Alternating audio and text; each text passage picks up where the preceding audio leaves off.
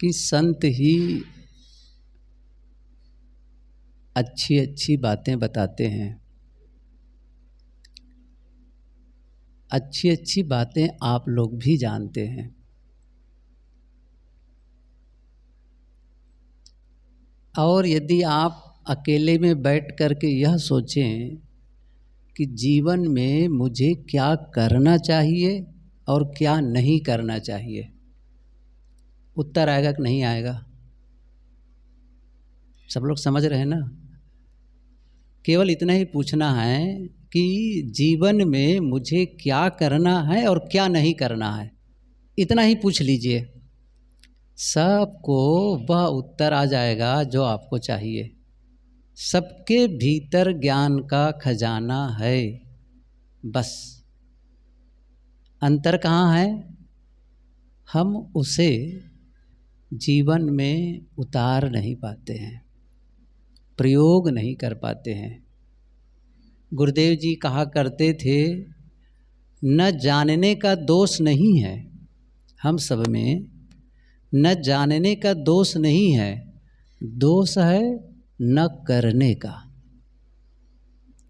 अपनी जानकारी को जीवन का हिस्सा बना लें।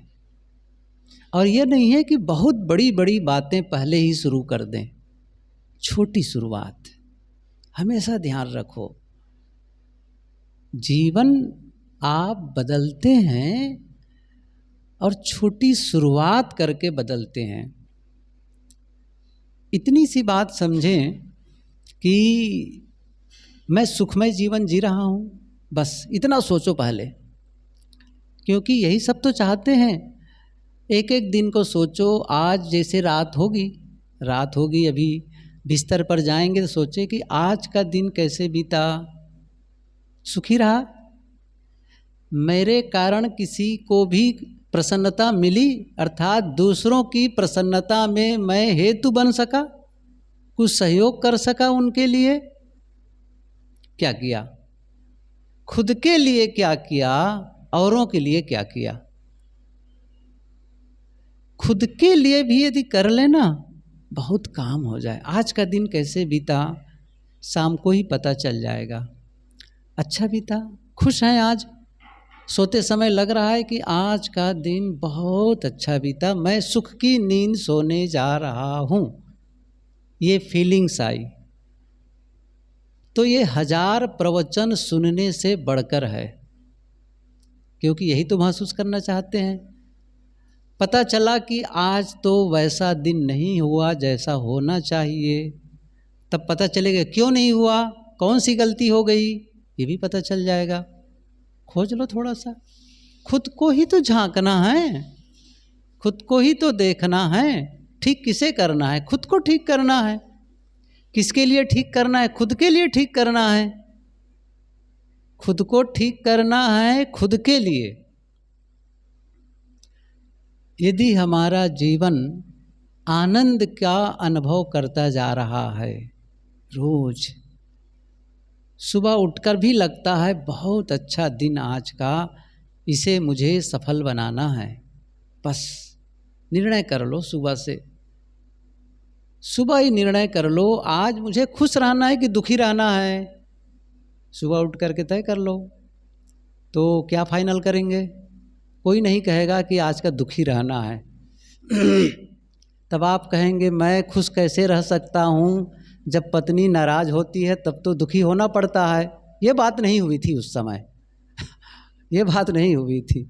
उनका होना होगा, हो जाएगा जिनको नाराज होना। मैं अपनी प्रसन्नता को उनके भरोसे नहीं रखने वाला हूँ परिस्थितियों का भी प्रभाव पड़ता है, ये बात सच है, लेकिन आप परिस्थितियों का गुलाम हो करके अपनी खुशियों को टालते चले जाएं तो आप बताइए आपके जीवन में अनुकूल परिस्थिति कब आएगी कभी नहीं आएगी। आप समझ लो, कभी नहीं आएगी वो दिन जिस दिन आप कह सकें आज सब कुछ अनुकूल है, कभी नहीं आने वाला है। लेकिन आपने मान लिया आज परिस्थिति चाहे जो हो मुझे खुश रहना है, खुश रहना है।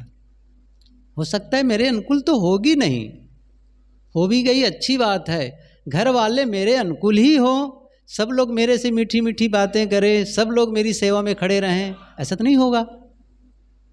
वही घर वाले हो सकते हैं जिनके शब्द ऐसे निकलेंगे कि आपके भीतर आग लग जाए, ये हो सकता है।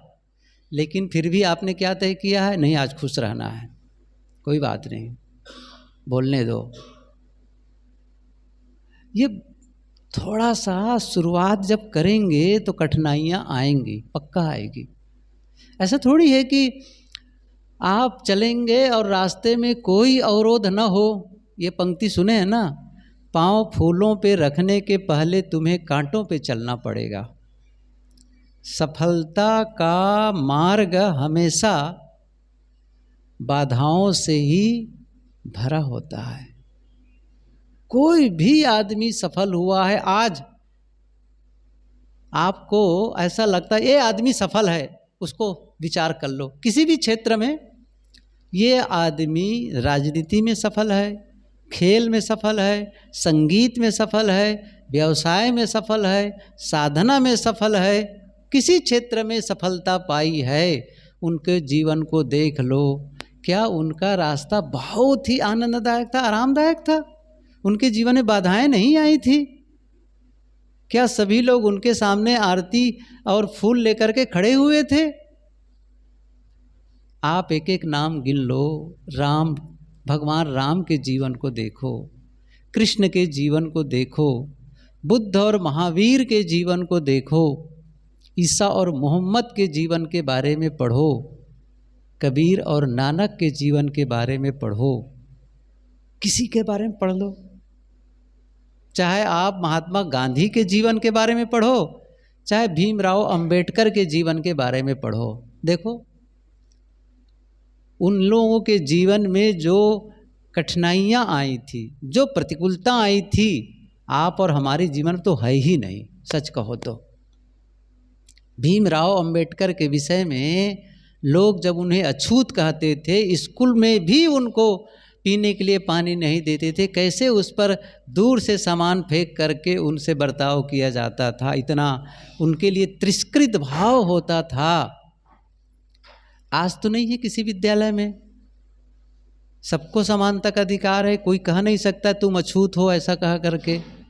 लेकिन तब उस समय की स्थिति, गांधी जी के जीवन को पढ़ करके देखो तो पता चलता है कैसे उनको, जब वो दक्षिण अफ्रीका में गए थे तब कैसे कैसे उनको लोगों का मार, डंडा, लाठी भी उन पर बरसाते रहे, लोग करते रहे, कितनी कठिनाइयाँ होती थी। और जब आश्रम कायम किए तब कैसी कैसी दशा। कस्तूरबा को एक दिन वो मार करके, डांट करके घर से निकाल दिए। ये एक बड़ा अलग कहानी है। अब वो गजब है, उस समय जो लोग आते थे, गंदगी करते थे, मैला करते थे, उसको उठा करके फेंकना होता था। कौन फेंके उस समय? अब उसने कहा, कस्तूरबा ने कहा मैं नहीं फेंकने वाली हूँ उनके मैले को। हाँ, उसने बहुत नाराज हुए, दोनों लड़े और उसको बाहर कर दिए। उसने कहा, बहुत दुखी होती है वो, कहे मैं कहाँ जाऊँगी, समझो तो सरा से, तुम्हें लाज नहीं लग रही? इस विदेश में आकर के मैं किसके घर चले जाऊँ, कुछ तो समझो। फिर बहुत अफसोस हुआ गांधी जी को इस बात को लेकर के, मैंने ऐसा क्यों किया। सोचो उनके जीवन की कठिनाइयों को जब देखो लगे तो आश्चर्य लगता है। वो सारी कठिनाइयाँ तो है ही नहीं जीवन में हर लोगों की, सहज है। हम में से कितने लोग यहाँ बैठे होंगे जिनको दोपहर से, सुबह से भोजन नहीं मिला है, या 2-3 दिन से भोजन नहीं किए हैं, शायद ही ऐसा कोई होगा। या पहनने के लिए केवल वही कपड़ा है जो मैं पहन के आया हूँ, घर में कपड़ा ही नहीं है। कौन होगा ऐसा कहने वाला? यदि इन माताओं से पूछूं कितनी जोड़ियां हैं साड़ियां, कितने सूट हैं घर में, जाके गिनना पड़ेगा। बहुत है, अनगिनत है, कम नहीं है। न रहने की जगह की कमी है, न पहनने के कपड़े की कमी है, न भोजन की कमी है। फिर क्यों दुखी है? सोचो तो सही, फिर क्यों दुखी हैं? इसलिए कि मेरे मन के अनुकूल नहीं हुआ। किसके मन के अनुकूल हो गया है?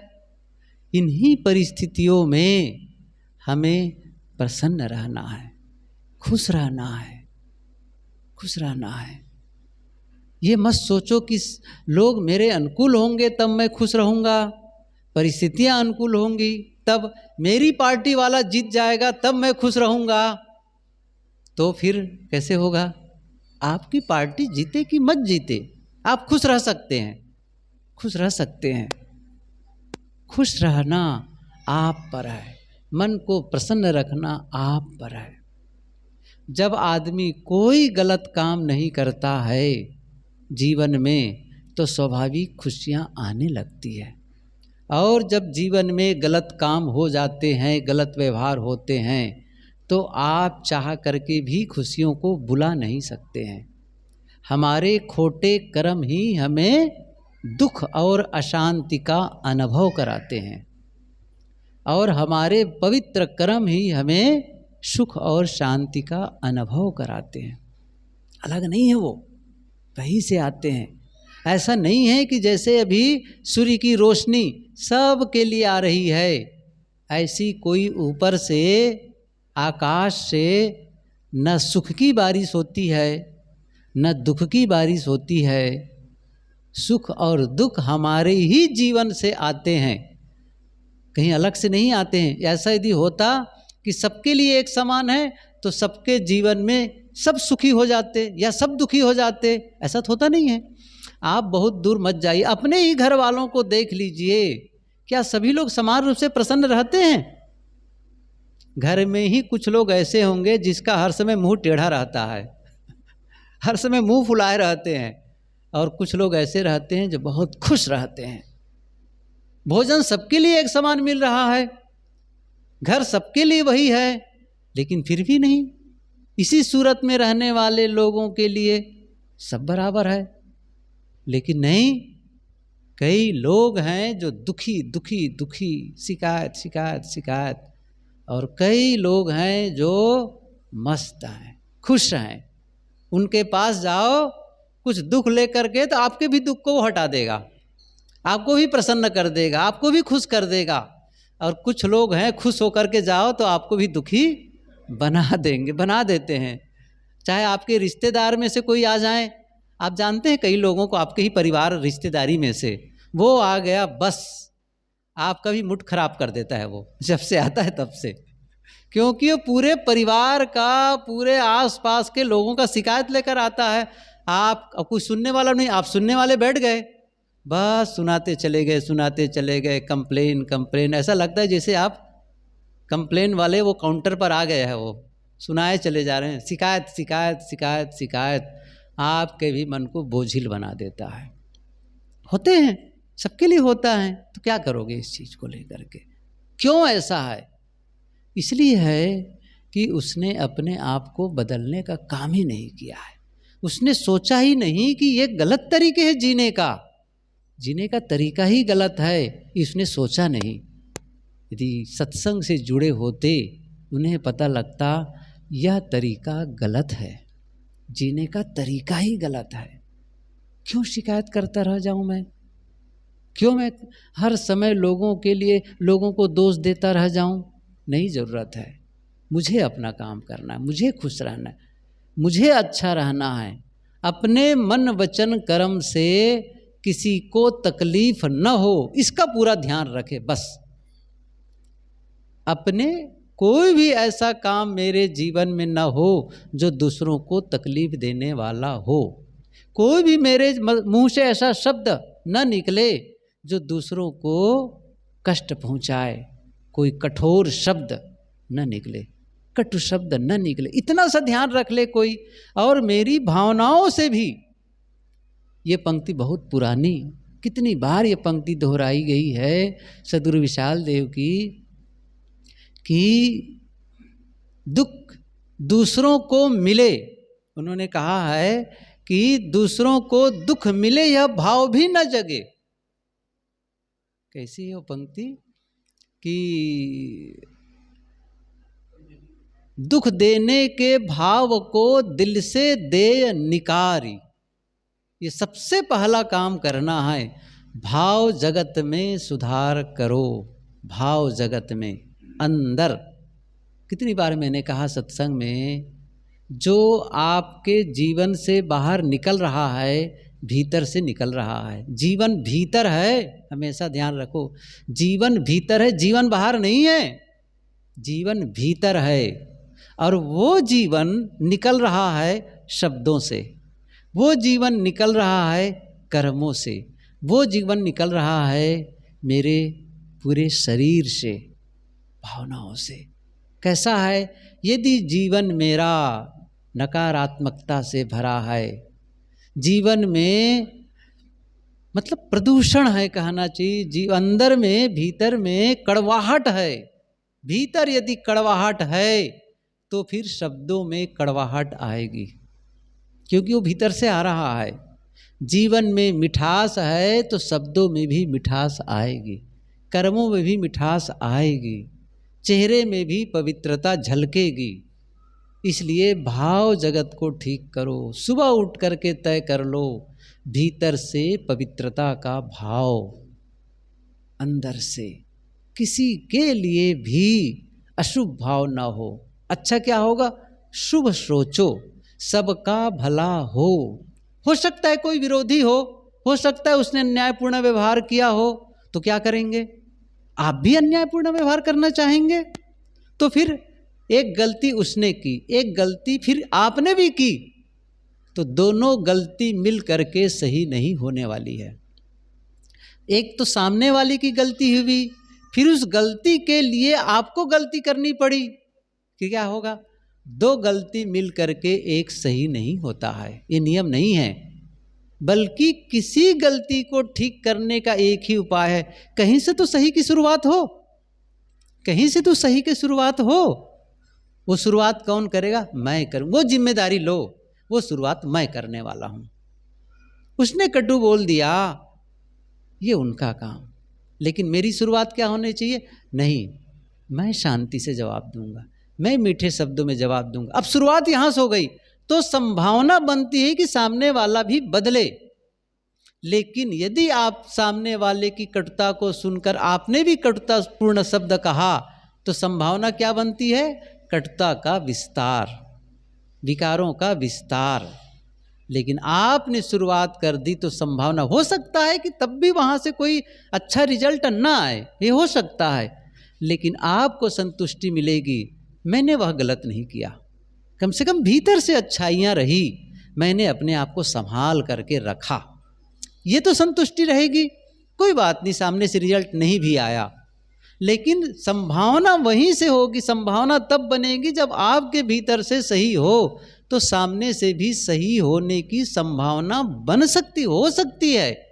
और आप भी गलत करेंगे तब सामने से अच्छे की संभावना, क्योंकि पहले से ही वो गलत है, वो तो फिर तो उसकी गलती में आपने एक और खुराक दे दी, फिर तो उसकी गलती को और अधिक करने के लिए आपने एक और सहयोग दे दिया, एक और चिंगारी भर दी उसको भड़काने के लिए। वो पहले ही भड़का हुआ है और आपने एक और ऐसा खुराक दे दिया कि और भड़क जाए और नाराज हो जाए। यही तो होगा ना, होता यही होता भी है, होता भी यही है। एक आदमी नाराज है और आप भी उसको थोड़ा से घुड़क करके वो जोर से बोल दिए, क्या कर रहे हो तुम, तब से कैसे कैसे बोल रहे हो, मतलब डांट दिए। अब तो पहले ही वो नाराज था वो, और आपकी डांट सुन करके अब उनकी नाराजगी कहाँ कम हो जाएगी? नहीं हो सकती। ये रोज का मामला है, रोज का घर घर का मामला है। यहीं से तो शुरुआत करनी है। आपको सुधारने के लिए दिल्ली वालों को सुधारने नहीं जाना है, आपको सुधारने के लिए सूरत के कारपोरेशन के ऑफिस में नहीं जाना है, तुम सब ठीक हो जाओ यहाँ बैठे लोग, नहीं होगा। या फिर विधानसभा भवन में नहीं जाना है, समझ रहे ना?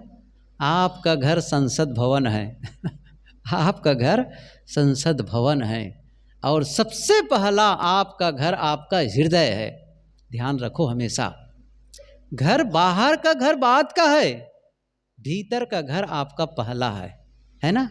क्योंकि वहीं से आप शुरुआत करते हैं, वहीं से। साहब ने कहा है ना, संतो घर में झगड़ा भारी, भीतर पहले होता है, भीतर, अब फिर बाहर निकलता है वो। यदि आपने भीतर में ही पवित्रता को भर लिया सुबह से, नहीं मुझे प्रेम से बोलना है, मुझे मीठा बोलना है, चाहे जो हो जाए, हो सकता है उनसे वैसा करते न बने, कोई बात नहीं है, ऐसा थोड़ी है कि कोई आप मीठा बोलने लगे तो आपको पिटाई करने लग जाए।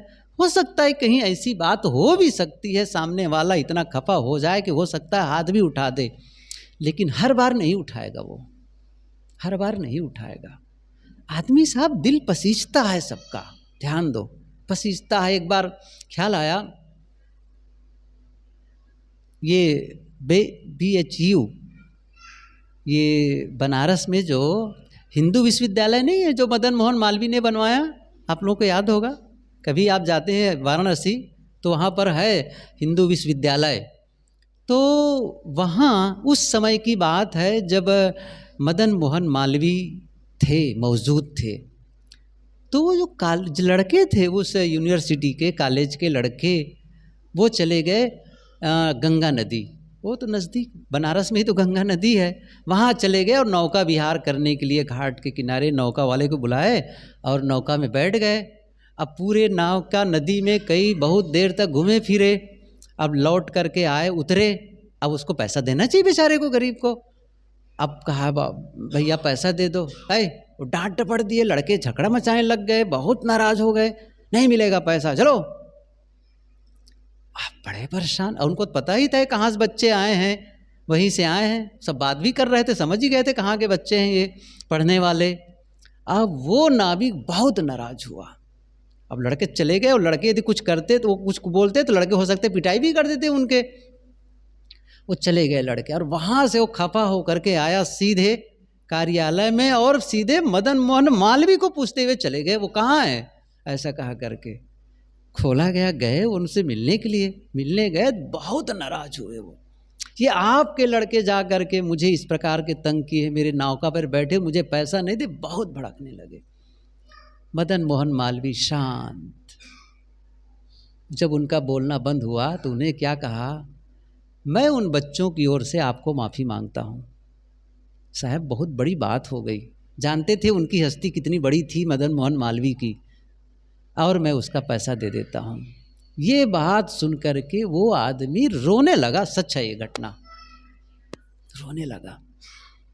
मैंने आपको खरा खोटा कहा, मैंने आपको जोर से बोला। उसने कहा नहीं नहीं, तुम्हारे साथ बच्चों ने गलत किया था, तुम्हारा अधिकार था। देखिए, यदि मदन मोहन मालवीय इतने धीरे बोले, उस आदमी का क्रोध एकदम खत्म हो गया। बोल सकते थे, उनके पास तो इतनी शक्ति थी कि उनको पकड़ के जेल करवा सकते थे, इतनी हिम्मत थी, लेकिन नहीं, शांत। कितनी बड़ी बात है। एक बार अब्राहम लिंकन बिल्कुल बोलने के लिए तैयार थे, जब राष्ट्रपति बन करके आए तो एक आदमी, उनकी ही संसद के एक दूसरा आदमी विरोधी था, वो आकर कहा कि लिंकन राष्ट्रपति बन गए हो, याद रखना तुम्हारा पिता जूते का पालिश करता था। वो चुप हो गए। सोचो, राष्ट्रपति से कहा कि तुम्हारे पिताजी जूते पर पालिश करते थे। उसने कहा, उसने धन्यवाद दिया, धन्यवाद जो आज पहले दिन मुझे पिता की याद दिला दिए, धन्यवाद। और मैं जानता हूँ मेरे पिताजी जूता का पालिश करते थे, जूता बनाते थे, तो कभी भी गलत जूता नहीं बनाया उसने, और मैं उतना अच्छा पालिश नहीं कर सकता हूँ जितना मेरे पिताजी करते थे। इतनी अच्छी बातें उसने कही, वो आदमी शर्म से गड़ गया। सोचो, ये उदाहरण इसलिए देखो, ऐसा जरूरी नहीं है कि मेरे सामने कोई आके बोले मैं भी वैसा कर सकूं, इतना बोलना बड़ा सरल है ना, लेकिन मेरे सामने कोई उद्वेगित होकर आए और मैं शांत रह सकूं, तभी बोलना सार्थक है। लेकिन करना प्रयोग यही है, हम सबको यही तो प्रयोग करना है, आपको भी करना है, मुझे भी करना है। और जब तक वो स्थिति ना आ पाए तब तक हम जीवन में बदलाव नहीं ला पाएंगे। ये छोटे छोटे काम हमें शुरू करना है, वो घर से ही शुरू करना है। हो सकता है हम एक बार असफल हो जाएं, 2 बार असफल हो जाएं, लेकिन यदि हमने एक भाव रखा है ये सफलता मुझे लेनी है, ये काम मुझे करना है, तो मान करके चलिए 2-4 बार की असफलता के बाद धीरे से हम में सफलता की संभावना बढ़ेगी। हो सकता है यदि हम शुरुआत ही ना करें, सोचो, असफलता के डर से हम शुरुआत ही ना करें तो क्या कभी सफल हो सकते हैं? फेल होने के डर से कोई परीक्षा ही ना दिलाए कभी पास हो सकता है। गिरने के डर से बच्चा चलना ही न शुरू करे, क्या होगा बताओ? गिरने के डर से बच्चा चलना ही ना शुरू करे, चल पाएगा? नहीं। हमें शुरुआत करनी। हो सकता है मैं असफल हो जाऊं जो मैं करने जा रहा हूं। आज मैंने संकल्प लिया और हो सकता है आज ही एक ऐसी आंधी आई और मेरा संकल्प गिर गया। ये हो सकता है। लेकिन तब है भाव जगेगा रात में, आज मैं असफल हुआ, आज मैं असफल हुआ, नहीं मुझे सफल होना है, कल एक नई शुरुआत करूंगा। और अगले दिन फिर से एक संकल्प के साथ जगा और कहा आज का दिन मुझे सफल बनाना है। आज का दिन, वो चुनौती फिर आ सकती है, हो सकते ना आए, आ सकती है। और फिर से मैं तो निश्चित रूप से कल की जो इंटेंसिटी थी, कल की जो तीव्रता थी उसमें कमी आएगी। वो वेग नहीं रहेगा कल वाला मेरा अब, क्योंकि अब याद आएगा कल मैं असफल हुआ था, आज शांत रहना है। ऐसा कहीं 2-3 बार भी असफल हो गया, उसके बावजूद कहीं सफल हुआ तो भी मैं सफल हूं। सही है ना? तो भी सफल हूं। शुरुआत न करने की अपेक्षा शुरुआत में असफल होकर के भी सफलता मिली। मैंने यही कहा कि हो सकता है मैं बोल रहा हूं, मेरे सामने वो परिस्थिति आए और मैं भी असफल हो जाऊं, आप भी असफल हो जाएं, लेकिन क्या इसको असफलता के डर से हम शुरुआत न करें? क्या घर के वातावरण को बदलने का प्रयास न करें? क्या हम अंतस को बदलने का प्रयास न करें? करें। ये तभी सफलता मिलेगी, तभी ये सत्संग की सार्थकता है, तभी ये मानव जीवन की सार्थकता है। पवित्रता का अनुभव होता चला जाए, विनम्रता का अनुभव होता चला जाए, तभी अच्छा होगा। और आप जब पवित्रता को संग्रहित करेंगे तो घर वालों में भी वो भाव जाएगा, पक्का है जाएगा। आप और भीतर का उद्वेग घर वालों में भी उद्वेगित कर दे। भीतर की अशांति पूरे घर में अशांति का कारण बन जाती है, और भीतर की शांति बाहर भी शांति का कारण बनती है। इसलिए पहला काम खुद को संभालो, खुद पर काम करो, तब जाकर के जीवन सफल होगा। ये कुछ बातें थी। मैंने शुरू में यही कहा कि हम सभी जानते हैं कि क्या करना है और क्या नहीं करना है, हम सभी जानते हैं। अब जो करना है ना उसकी शुरुआत कर दें, और छोटी शुरुआत, मैंने कहा छोटी शुरुआत कर दें। और छोटी शुरुआत करने के बावजूद भी हम असफल हो सकते हैं, हो सकते हैं असफल हो जाएं, हो सकते हैं न भी हों, लेकिन ये काम करते जाना है। और फिर जो भी हमको लगता है कि मेरे में ये भी चीज़ कमी, इसको ठीक करना है, इसको ठीक करना है, बिल्कुल जैसे करते चले गए, जैसे बिल्कुल उसको हथौड़ी ले करके और वो छीनी ले करके बस तराशते गए, तराशते गए, तराशते गए। यहाँ हीरा घिसने वाले लोग बैठे होंगे, कैसे हीरे घिसते हैं, धीरे धीरे धीरे धीरे वो हीरे में चमक आ जाती है। जिस हीरे में चमक नहीं थी, चमक आ जाती है। हमारे जीवन में भी चमक आएगी। कब? जब इसे तराशेंगे, जब इसे हम संवारेंगे, आएगी। बस साहब बंदगी।